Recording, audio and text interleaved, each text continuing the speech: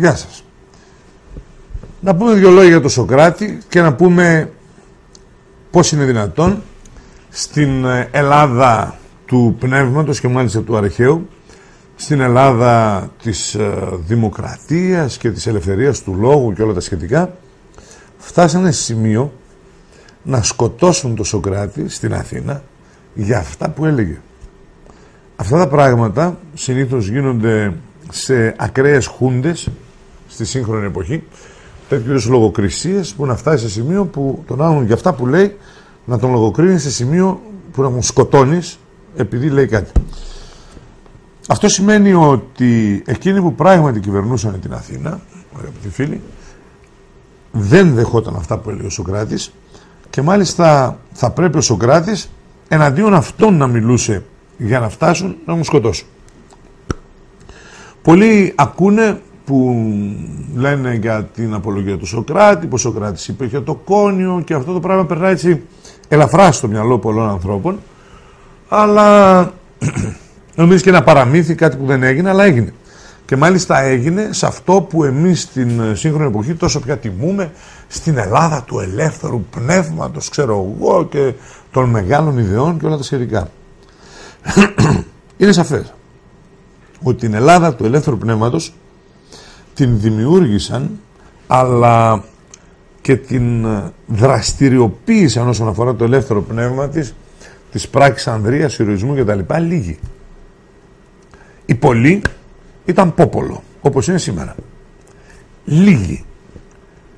Και βεβαίως υπήρχαν από την άλλη μεριά οι άλλοι λίγοι, οι από εδώ και από εκεί και πάλι, οι οποίοι ήταν εκείνοι, ας πούμε να πούμε για την Αθήνα, οι οποίοι τι έκαναν, αγαπητοί φίλοι, θέλανε συνεργασία με τους Πέρσες και λέγανε πάρα πολύ καλά να συνεργαστούμε με αυτούς τους κυρίους. Θέλανε διάφορα, δεν θέλανε την άνοδο του Φιλίππου, γιατί ο Φίλιππος σχεδίαζε την εκστρατεία εναντίον των Περσών, που οι Πέρσες ήταν εκείνη την εποχή ότι ήταν οι Αμερικάνοι σήμερα. Εξέφραζαν δηλαδή τη θέληση της λευκής αδελφότητας. Έχουμε λοιπόν την Ελλάδα του ελεύθερου πνεύματος να έχει νικήσει οι Σπαρτιάτες βασικά το 479, αλλά και οι Αθηναίοι, οι οποίοι πολέμησαν αντίον των Θηβαίων, οι οποίοι εξέφραζαν την λευκή αδελφότητα. Αγαπητοί φίλοι, στη Θήβα υπήρχε και υπάρχει, βέβαια θα μένει σήμερα, πύλη, έτσι, μία από τις 72 πύλες. Το 479 πριν τον Χριστό νικούν οι Σπαρτιάτες στις πλατείες του Πέρσες και το 470 γεννιέται ο Σωκράτης. Ο Σωκράτης, αγαπητοί φίλοι, παντρεύεται, κάνει παιδιά στην Αθήνα και ένας άνθρωπος ο οποίος την ψάχνει τη δουλειά. Αυτούς που την ψάχνανε τη δουλειά, έτσι και συζητούσανε, κάποτε τους λέγανε φιλοσόφους. Και επειδή γράφτηκαν πράγματα για αυτούς και μείνανε από την αρχαιότητα σήμερα, λέμε ότι είναι αυτοί οι μεγάλοι σοφοί. Υπάρχουν τέτοιοι σοφοί και σήμερα, σαφώς. Είναι ανάμεσά σας, ανάμεσά μας. Υπάρχουν αυτοί οι άνθρωποι που μιλάνε. Αν ήταν στην αρχαία Ελλάδα, λέγανε ότι είναι πολύ μεγάλοι σοφοί σήμερα. Κατάλαβατε. Ο Σωκράτης λοιπόν έφτασε σε σημείο να μιλάει για πράγματα για τα οποία δεν βρέθηκε ούτε ένα γραπτό. Τίποτα γραπτό δεν υπάρχει. Όλα, ακόμα και να γράψε ή να υπαγόρευε για να γράψουν, όλα εξαφανίστηκαν. Δεν υπάρχει τίποτα. Επομένως, ο Σωκράτης πρέπει να δεχτούμε ότι έλεγε πολύ φευγάτα πράγματα, τα οποία ναι, θα ακουγόταν φευγάτα και σήμερα, σαν αυτά που λέμε εμείς, έτσι. Αλλά εκείνη την εποχή δεν ήταν απλά φευγάτα, ήταν και καραμπινάτα επικίνδυνα. Γι' αυτό φτάσανε σε σημείο τα λαμόγια να τον καθαρίσουν. Το Σωκράτη όταν μιλούσε, και μιλούσε σύμφωνα με αυτά που λένε αγαπητοί φίλοι, για αυτά που αιωρούνται στον ουρανό, τα μετέωρα έλεγε. Δεν μιλούσε για τον ουρανό, αν είναι ωραίος, αν είναι μπλε, αν είναι γαλανός, αν έχει πνεύματα στο υπερπέραν και τέτοια. Μιλούσε για αυτά που αιωρούνται στον ουρανό, τα μετέωρα. Μιλούσε για αυτά που υπάρχουν κάτω από τη γη. Έλεγε μάλιστα ότι η γη έχει ένα τεράστιο κύλωμα το οποίο είναι διαμπερές, βόρειο και νότιο πόλο. Δηλαδή η κύλη γη που λέμε, θεωρία της κύλης γης, με την οποία αρκετοί μαθηματικοί ασχολήθηκαν στο πρόσφατο σχετικά παρελθόν, στους προηγούμενους αιώνες, για να δείξουν ότι το μοντέλο αυτό μπορεί να ισχύει και μπορεί να υπάρχει. Και ο Σωκράτης έλεγε, αγαπητοί φίλοι, προφανώς για αυτούς που ζουν ανάμεσά μας, για αυτούς που είναι κάτω από τη γη και αυτά τα οποία βλέπουμε στον ουρανό. Δηλαδή, τι έβλεπε. αγνώστο αυτό το υπτάμενο αντικείμενα μετέωρα να αιωρούνται και μιλούσε για αυτά. Δεν μπορούμε να ξέρουμε γιατί δεν έχουμε ούτε ένα γραπτό. Αντίθετα, μαθητές του Σωκράτη, όπως ο Πλάτωνας, έγραψαν, αγαπητοί φίλοι, πολλά για αυτά που τους έμαθε ο δάσκαλός τους. Και μάλιστα ο Πλάτωνας έγραψε και για τον μύθο του Σπηλαίου, το οποίο σε άλλο DVD αναλύω. Ο Σωκράτης, λοιπόν, αγαπητοί φίλοι, στην αρχή προσπάθησαν για αυτά που έλεγε να το πάρουν έτσι στο ψηλό. Δηλαδή βγάλανε τα λαμόγια της εποχής, ας πούμε Αριστοφάνης, τι μεγάλος κύριος λέει, φοβερός, τρομερός κομμωδιογράφος, το κάτι άλλο. Ναι, αλλά τρομερός μεν κωμικός κομμωδιογράφος, τι ήταν, αγαπητοί φίλοι, αλλά τον χρησιμοποίησαν είτε επειδή ο ίδιος ήταν στημένος ή έτσι λόγω κουλτούρας να κατηγορήσει Σωκράτη. Και μάλιστα έγραψε στην Εφέλες, όπου έλεγε στην Εφέλες ότι ο Σωκράτης και οι μαθητές του και οι συν αυτό βλέπουν για τις νεφέλες οι οποίες αιωρούνται στον ουρανό, δηλαδή έβλεπαν έστω ότι ήταν οχήματα υπερτεχνολογίας, λέω εγώ έστω, και αυτοί λέγανε ότι είναι νεφέλες. Νεφέλες, μήπως εκεί τίποτα νεφελίμ, δηλαδή και τις λέγανε και νεφέλες, είναι ένα άλλο θέμα. Και επίσης έλεγαν ότι ο Σωκράτης και οι μαθητές του ανοίγουν μια τρύπα στη γη και βάζουν μέσα στο κεφάλι τους και προσπαθούν να δουν τι έχει μέσα. Έτσι για να βγάλουν το Σωκράτη ότι είναι γραφικός. Όταν ήταν ο Σωκράτης δεν ήταν γραφικός και ο κόσμος τον άκουγε, θεώρησαν ότι κινδυνεύει να αποκαλυφθεί το μυστικό της ύπαρξης των Νεφελίμ, της κύλης γης και όλα τα σχετικά. Τότε λοιπόν, αγαπητοί φίλοι, βάλαν κάποια λαμόγια, τα οποία κατηγόρησαν τον Σωκράτη ότι με αυτά που λέει για τα μετέωρα στον ουρανό, για αυτά που είναι μέσα στη γη, διαφθείρει την νεολαία, είναι επικίνδυνος και τον πήγαν στο δικαστήριο. Και υπήρχε μάλιστα, αγαπητοί φίλοι, και η θανατική ποινή. Είπαν στον Σωκράτη, να δεχθείς ότι δεν υπάρχουν αυτά που λες, σταματάς να τα λες και υπάρχει περίπτωση να γλιτώσεις με εξορία ή με ξέρω εγώ κάποια άλλη ποινή κτλ. Ο Σωκράτης είπε ότι αυτά που λέει είναι θέλημα Θεού. Ο Θεός θέλει οι άνθρωποι να γνωρίζουν για αυτά τα πράγματα, γι' αυτό δεν θα σταματήσει ποτέ να τα λέει. Πάνε ξανά οι μαθητές του και λένε: έχουμε εμείς πληροφορίες ότι υπάρχει περίπτωση, μη λες έτσι, ξέρω εγώ, να τους πάμε δίθεν με το καλό, να δούμε τι θα γίνει κτλ. Ο Σωκράτης δεν το δεχόταν αυτό και πάλι και είπε: όχι, εγώ θα συνεχίσω να τα λέω. Θα συνεχίσω να λέω για αυτά τα πράγματα. Αφού λοιπόν ο Σωκράτης συνέχισε να λέει για αυτά τα πράγματα, ήρθαν εκεί οι κατηγοροί του, ο Μέλιτος και κάποια άλλα λαμόγια, αγαπητοί φίλοι, και είπαν ότι αυτός ο άνθρωπος λέει πράγματα. Δεν πιστεύει, λέει, σε θεούς, δεν πιστεύει σε ξέρω εγώ, άρχισαν να λένε διάφορα εκεί πέρα για να τον κατηγορούνε. Ο Σωκράτης, βέβαια, αγαπητοί φίλοι, εξακολουθούσε να έχει σταθερή θέση του και να λέει ότι αυτά που διακηρύσω είναι αυτά που θέλει ο Θεός, έτσι, και έλεγε ο Σωκράτης, δεν σταματώ εγώ, δεν θα σταματήσω ποτέ να λέω αυτά που θέλει ο Θεός να γνωρίσουν οι άνθρωποι. Μέσα στα πολλά λοιπόν που έλεγε ο Σωκράτης, η ολική του κατηγορία ήταν ούτε δύο σειρές. Μιλάει για αυτά που είναι μετέωρα στον ουρανό και για αυτά που υπάρχουν μέσα από τη γη. Και ξέρουμε ότι στην διδασκαλία, αγαπητοί φίλοι, του Σωκράτη υπήρχε και το θέμα ότι η γη είναι κύλη και η κοιλότητα κεντρική που έχει είναι διαμπερής, δηλαδή βορράς-νότος. Για τους λόγους αυτούς αποφάσισαν οι μεγαλοδημοκράτες οι Αθηναίοι τον Σωκράτη να του δώσουν να πιει ένα δηλητήριο, το οποίο ήπιε και πέθανε. Έτσι. Πριν πιει το δηλητήριο ο Σωκράτης και πεθάνει, είπε και τώρα ώρα απιένε. Ώρα να φύγουμε. Εγώ, λέει ο Σωκράτης, θα πάω στο θάνατο. Εσείς θα μείνετε εδώ. Αλλά απέναντι στο Θεό ποιος θα είναι καλύτερα, αυτό, λέει, το ξέρει μόνο ο Θεός. Αγαπητοί φίλοι, κυκλοφόρησε και ένα βιβλίο, μάλιστα, κάποιου κυρίου που έκανε, λέει, μια έρευνα και κατά την άποψή του καλώς σκότωσαν τον Σωκράτη. Τώρα πώς είναι δυνατόν στη σύγχρονη εποχή να δέχεται κάποιος ότι καλώς υπάρχει θανατική ποινή, είναι άλλο πράγμα. Αλλά, λέει, σύμφωνα με αυτά τα οποία πίστευαν εκείνη την εποχή, ο Σωκράτης έπρεπε να σκοτωθεί. Δηλαδή, για να καταλάβω κάτι, στην Αθήνα που υποτίθεται ήταν η πηγή του πνεύματος και της φιλοσοφίας, όταν κάποιος είχε μια άποψη που δεν άρεσε σε κάποιους τον σκότωναν? Η απάντηση είναι ναι. Επομένως, εμείς όλοι, γιατί είμαι και εγώ μέσα σε αυτούς, που τόσο πολύ αγαπάμε την αρχαία Ελλάδα, πενευόμαστε για τους προγόνους μας, οι οποίοι πράγματι πρόγονοι κάναν πολύ σημαντικά πράγματα. Αγαπητοί φίλοι, δεχόμαστε ένα ισχυρότατο ράπισμα και το δεχόμαστε διαρκώς, διότι είναι κάτι το οποίο δεν μπορούμε να αλλάξουμε. Δηλαδή, έγινε στην Αθήνα αυτό το οποίο δεν γινόταν ούτε στην Περσία, ούτε στους Μαου, ούτε πουθενά αλλού. Θα πει κανείς, γιατί στην Περσία ο βασιλιάς δεν καθάριζε όποιον ήθελε. Ναι, αλλά εκεί τον καθάριζε ο βασιλιάς γιατί γουστάριζε. Ήταν αφεντικό και έλεγε: δεν μ' αρέσουν τα μούτρα σου, σε εκτελώ τώρα. Ο βασιλιάς ήτανε, κακός ήτανε, κακό αφεντικό ήταν, ότι γουστάριζε έκανε, σκότωνε όποιον ήθελε. Εκεί όμως που υποτίθεται επικρατεί το πνεύμα και εκεί που μαζεύεται η εκκλησία του Δήμου και κάνουν και ράνουν, έχετε καταλάβει τι κάνανε?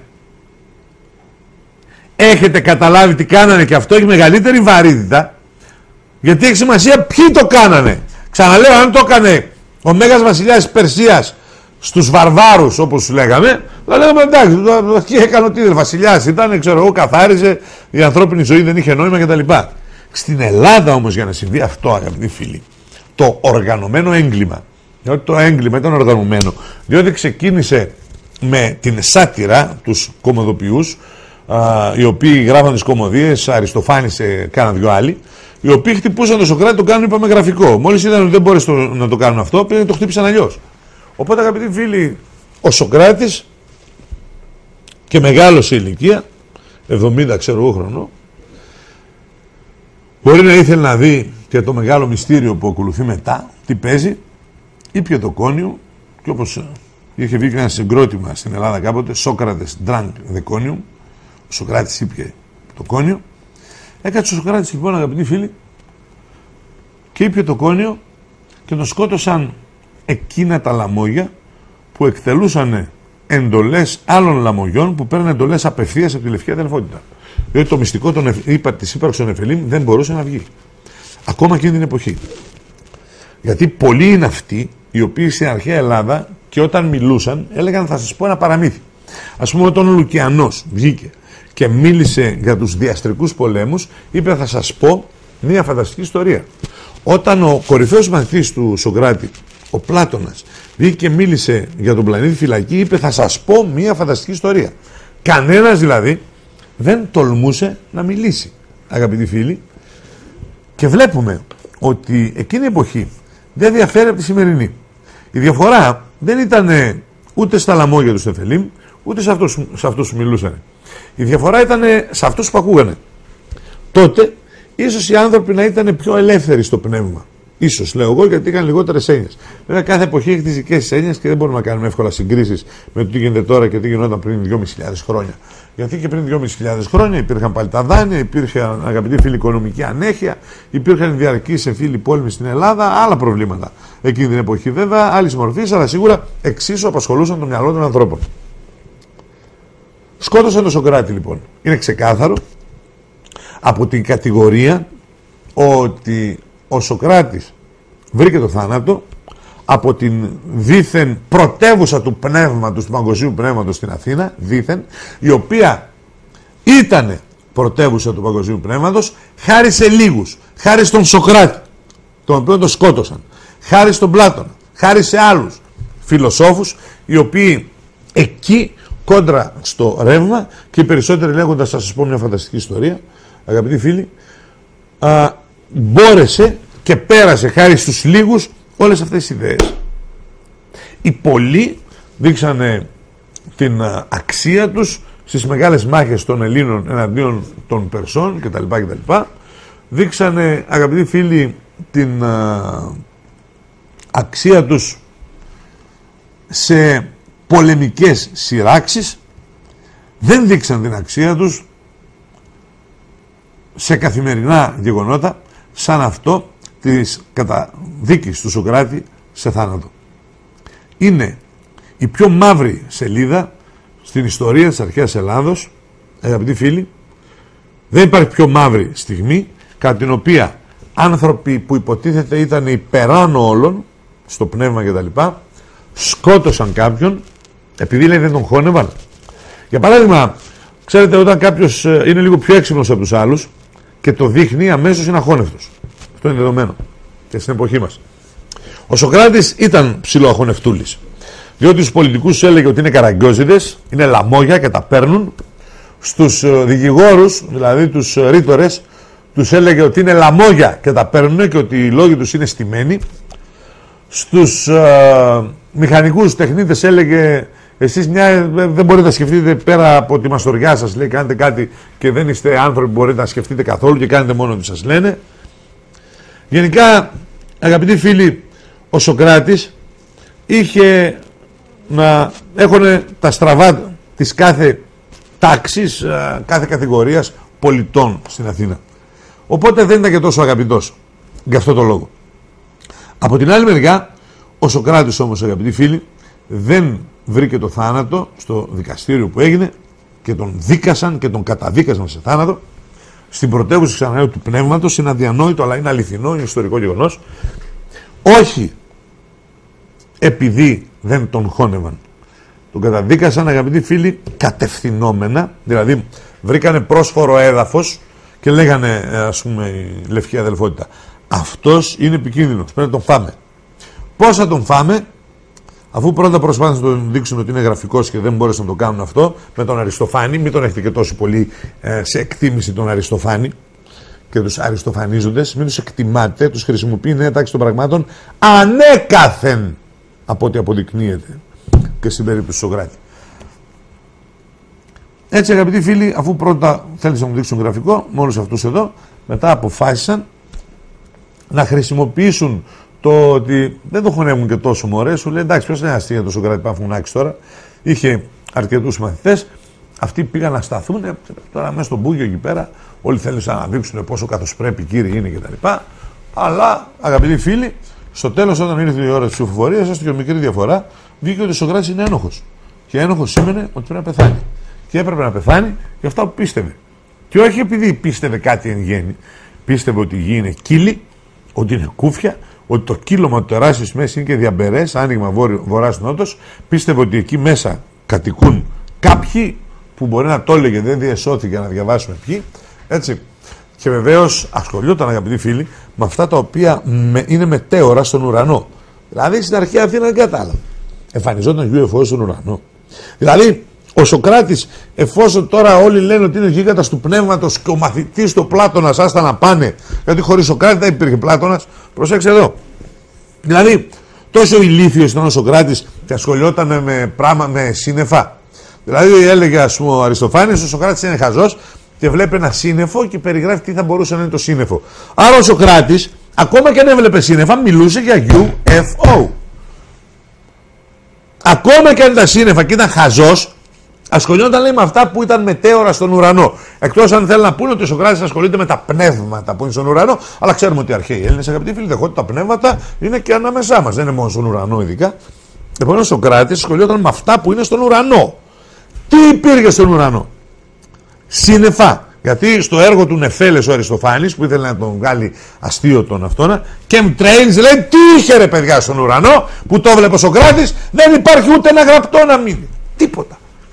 Τι είχε? Δηλαδή ήταν τόσο ηλίθιος ο Σωκράτης και ασχολιόταν με κάτι στον ουρανό που ο Αριστοφάνης κατάλαβε ότι είναι σύννεφο και ο Σωκράτης το πέρασε γιατί πράγμα? Δηλαδή εδώ είναι σημαντικό. Έστω ότι ο Σωκράτης ήταν χαζός, έστω ότι ο Σωκράτης ήταν βλάκας, έτσι, και ασχολήθηκε με κάτι που είδε στον ουρανό και το πέρασε για κάτι. Τι? Το πέρασε για τι πράγμα αυτό που ήταν στον ουρανό? Προσέξτε, γιατί είναι σημαντικό, διότι έστω ότι ο Σωκράτης έβλεπε ένα σύννεφο και το πέρασε για τι πράγμα? Μπιζέλι, το πέρασε για ρεβίθι, το πέρασε για γάιδαρο, πετάει ο γάιδαρος, το πέρασε για κάρο. Με τι το παρομοίασε στο μυαλό του? Το πέρασε για υπτάμενο όχημα των θεών. Για τι πράγμα? Δηλαδή τι θεώρησε ο Σωκράτης ότι είναι αυτό? Δηλαδή παίρνω εγώ ένα CD, το πετάω στο αέρα, το πέρασε για CD. Δηλαδή τι νόμιζε ότι είναι αυτό? Δηλαδή εγώ σας λέω ότι ο Αριστοφάνης, ο Καραγκιόζάκος της εποχής, είχε δίκιο και ο Σωκράτης ήταν βλάκας.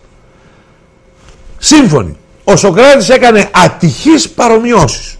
Και το σύννεφο το περνούσε για κάτι. Για τι πράγμα? Τι ήξεραν όλοι ότι υπάρχει και νόμιζε ότι αυτό το κάτι είναι το σύννεφο ο Σωκράτης? Καταλαβαίνετε ότι, πού το πάω, δηλαδή, ή έβλεπε οχήματα υπτάμενα, ο Σωκράτης και οι άλλοι, άλλος δεν μιλούσε όπως και τώρα, τι αυτό, εντάξει, τα φάγαμε στη μάπα, τα UFO και τα λοιπά. Ή έβλεπε λοιπόν περίεργα πράγματα στον ουρανό ο Σωκράτης, αγαπητοί φίλοι, τα βλέπε, άρα υπήρχε ενδράση υπερτεχνολογία υπταμένων οχημάτων εκείνη την εποχή, ή ο Σωκράτης έβλεπε σύννεφα ή ξέρω εγώ τι άλλο θα μπορούσε να βλέπει, σύννεφα, και τα περνούσε για κάτι, για τι πράγματα περνούσε. Αυτό δηλαδή είναι ακόμα χειρότερο. Δηλαδή να λέμε τι το περνούσε. Δηλαδή, εγώ αν δω ένα περίεργο σύννεφο θα πω αυτό είναι UFO. Εντάξει. Λέω εγώ τώρα, παιδί μου, είναι ένα επτάμενο όχημα υπερτεχνολογίας, αντιβαρυτικό. Να πω το σύννεφο είναι τέτοιο. Ο Σωκράτης που ήξερε από αντιβαρυτικά οχήματα και υπερτεχνολογία για να παρομοιάσει το σύννεφο με υπερτεχνολογία. Άρα υπήρχαν κοινά μυστικά, τα οποία ο Λουκιανός εξέφρασε μετά για διαστρικούς πολέμους, αστρικές πύλες, οχήματα, τα υπτάμενα οχήματα των θεών κτλ. Υπήρχε στο μυαλό των ανθρώπων αυτό, και όταν κάποιος πήγε να το πει, τσακ τον τάπωνα. Καμία διαφορά το σήμερα.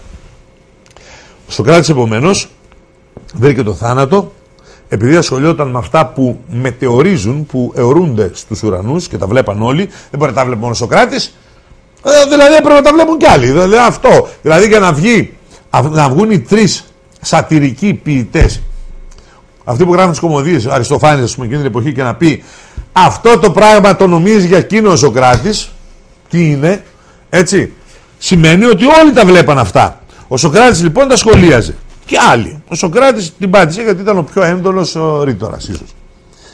Οπότε αγαπητοί φίλοι, ο Σωκράτης κατηγορήθηκε επειδή μιλούσε για αυτά και εξέταζε και μελετούσε αυτά που αιωρούνται στον ουρανό, για αυτούς που ζουν μέσα στη γη, που τη θεωρούσε διαμπερή, κύλωμα διαμπερές βόρειο και νότιο πόλο, θεωρία της κύλη γης που λέμε, με τις πύλες και όλα τα σχετικά, και επειδή αυτά τα λέει και σε άλλους και τα άκουγε η νεολαία και τα βρήσε ενδιαφέροντα, θεωρήθηκε ότι αυτή την νεολαία και τον καταδίκασαν σε θάνατο.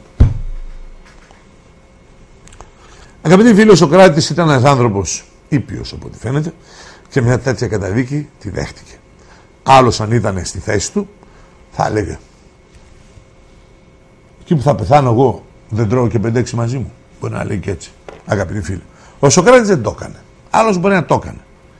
Σε μελλοντικές εποχές, σε σχέση με τον Σωκράτη και πριν από εμάς βέβαια, ξανά έγιναν τέτοια πράγματα, αγαπητοί φίλοι. Και η Ιερά Εξέταση κυνηγούσε τις εντός εισαγωγικών μάγισσες και μάγους. Όχι βέβαια ότι δεν υπήρχαν και εκείνοι οι επίδοξοι μάγοι και μάγισσες, αληθινοί, χαρτορίχτρες και όλα τα σχετικά, αλλά υπήρχαν και εκείνοι οι οποίοι ασχολούνται με την επιστήμη και όλα αυτά τα πράγματα τα οποία συνέχιζαν. Όλους αυτούς θεωρούσαν μάγους, είσαι μάγος, πειρά, μπαμπαμ, συνοπτικές διαδικασίες. Ναι, αλλά εκείνοι ήταν μεσαίωνας, ήταν καραγκιόζιδες, ήταν φραγκολεβαντίνοι, ήταν βάρβαροι. Εμείς στην αρχαία μας Ελλάδα, το καμάρι της οικουμένης κτλ. Δεν αλλάζει τίποτα. Αγαπητοί φίλοι, δεν αλλάζει τίποτα.